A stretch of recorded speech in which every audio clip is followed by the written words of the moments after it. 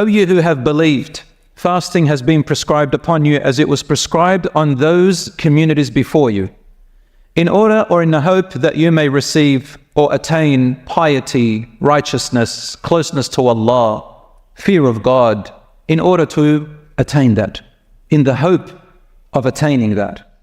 What is the purpose of fasting Ramadan? Speak about three purposes.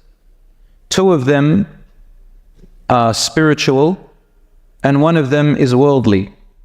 Then Allah has no business in just making you get hungry and thirsty. What's the point? What is the point? So the first thing and the most important thing is spiritual increase.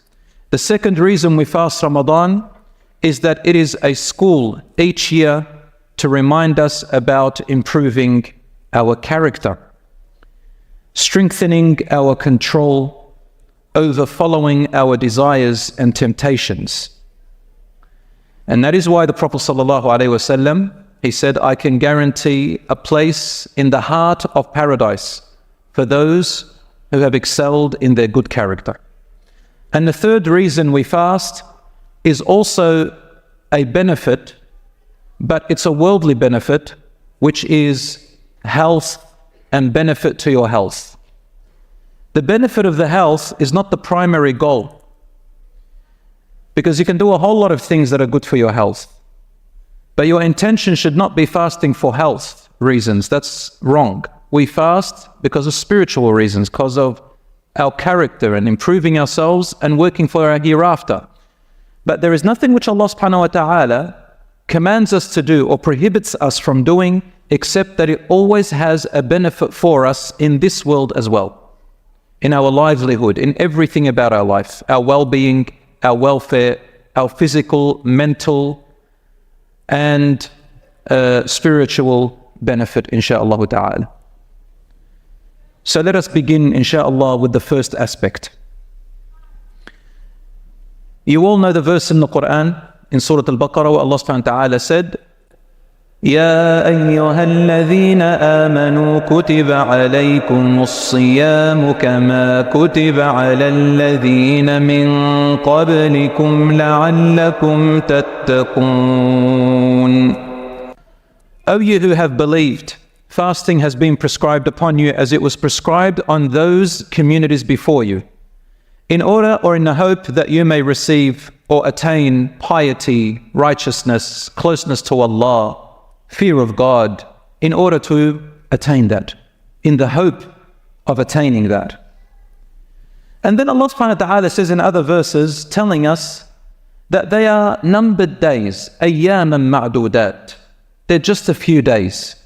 Allah does never commands us to do something that is harmful to us. And people sometimes associate fasting with harm because we need nutrients. But Allah, who created this human being, knows not to command us to do something that is directly harmful to us.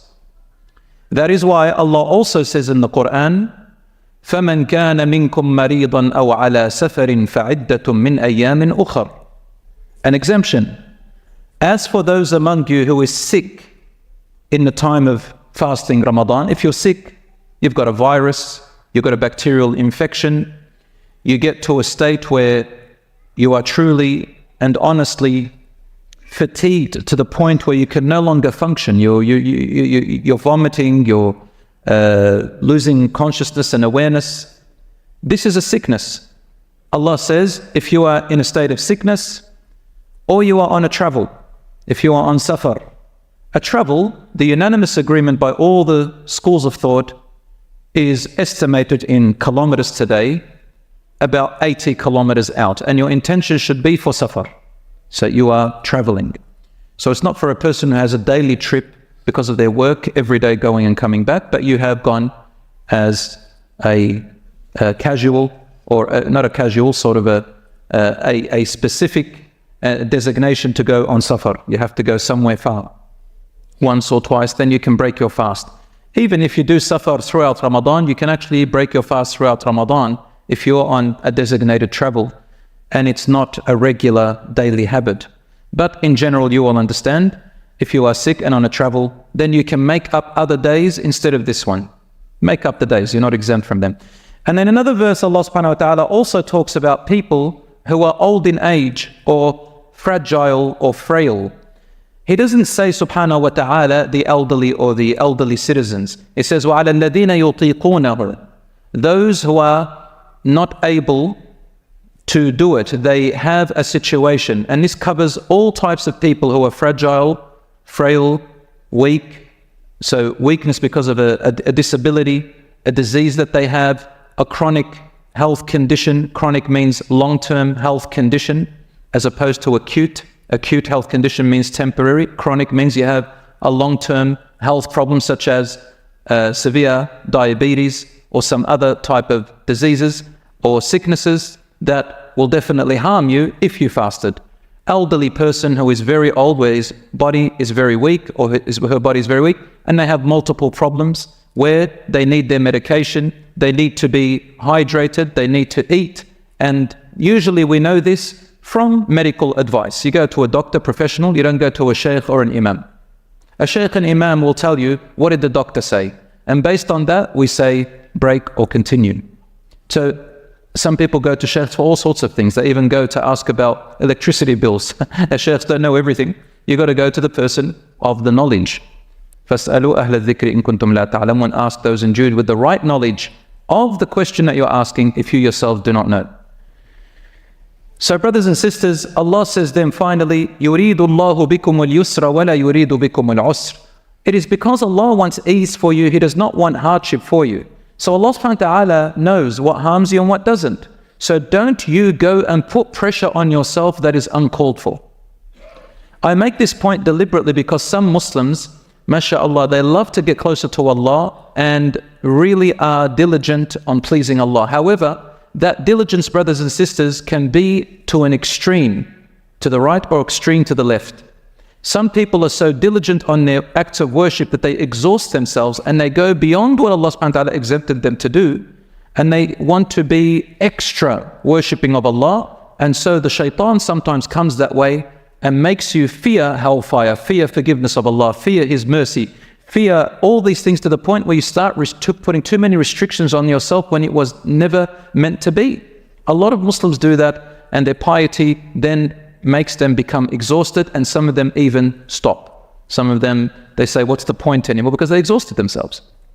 And then there are others who neglect completely. They take things way too easy, and they don't care about asking what breaks my fast, what doesn't, what brings me close to Allah, whatever. I'll just do things and go with the flow.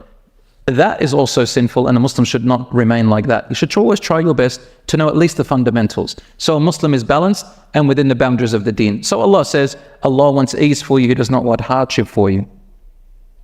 And so that He can bestow His blessing upon you. وَلِيُتِمَّ نِعْمَتَهُ عَلَيْكُمْ. The whole purpose of why He told you to pray and fast is not to cause hardship and pain for you and hunger or thirst, but it is in order to perfect or complete His blessing upon you. What is the blessing? It is the purpose of fasting, the purpose of salah, the spirituality behind it, the purpose behind it. And that is why I'm going to quote to you this amazing, beautiful hadith of the Prophet ﷺ. He said, مَنْ لَمْ يَدَعْ قَوْلَ الزُّورِ وَالْعَمَلِ بِهِ. Whoever during fasting of Ramadan does not abstain from lying, from perpetrating and deceiving, from deception, fraudulent talk and fraudulent behavior, lying behavior, meaning hypocrisy, and from acting upon it, right? وَالْعَمَلِ بِهِ وَالْجَهْلِ, and also sinful behavior, then Allah has no business in just making you get hungry and thirsty. What's the point? What is the point? So brothers and sisters, this hadith is actually in Sahih Bukhari. Whoever does not give up false statements, telling lies, and evil deeds, and speaking bad words to others, Allah is not in need of his fasting, leaving his food and drink. What's the point? So the purpose of that is something else. The purpose is not to endure pain of hunger and thirst, but to raise your character during that time. It's like when you go to the gym and you do resistance exercise. You shock your muscle. Those of you who know how to build muscle, or you want to lose weight, you know how to shock your body's reaction. And so the body starts seeing benefit and you start seeing results. But when you think about beyond the pain, you endure. People don't go to do exercise because it makes them tired and pain and bring them pain. No, they do it because of the results that they're going to get out of it. That's why you have so many mirrors. Everybody's looking at themselves. They want to see the results. Same with the fasting. Think about the results. And that's why Rasul Sallallahu Alaihi Wasallam also said, من صام رمضان إيمانا واحتسابا غفر له ما تقدم من ذنبه. In Bukhari and Muslim. He said, whoever fasts Ramadan with two goals in mind.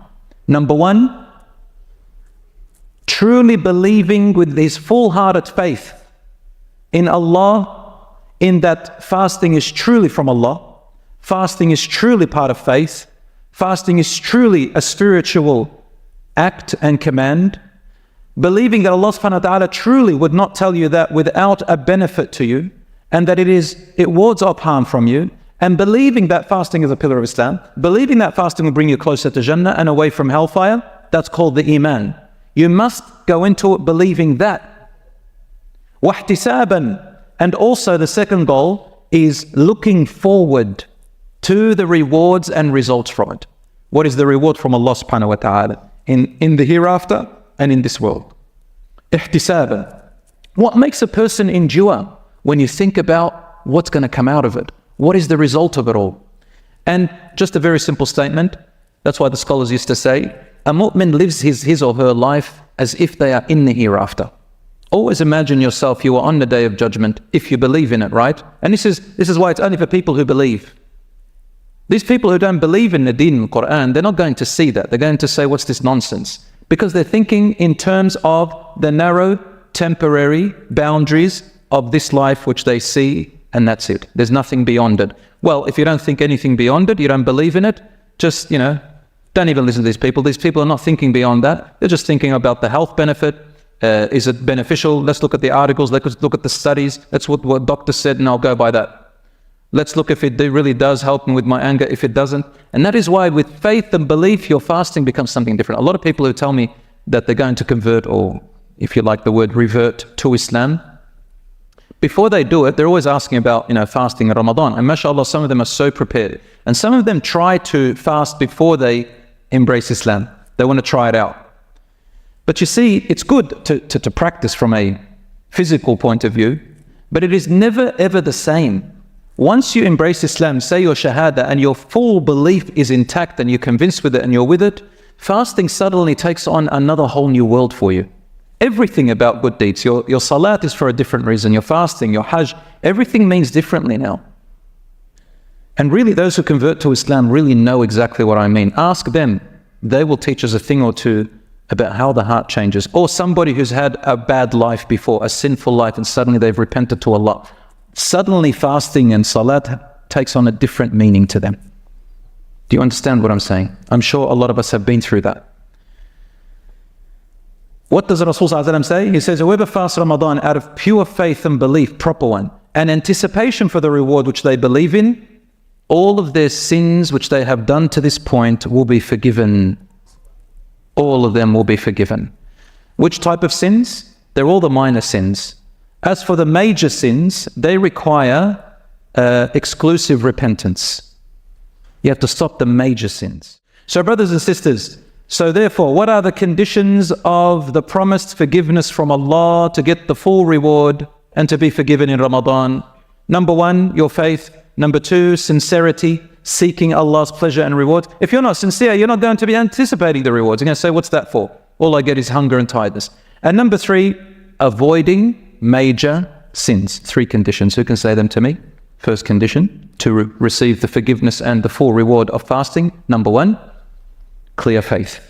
Number two, sincerity, anticipating the reward from Allah. Because if you don't believe in the hereafter, you're not going to have sincerity. And number 3, avoiding major sins. Do these 3 and avoid the major sins in Ramadan, and you will be, inshallah, among those who goes under you'll be a candidate, all right, to receive Allah's forgiveness and the reward.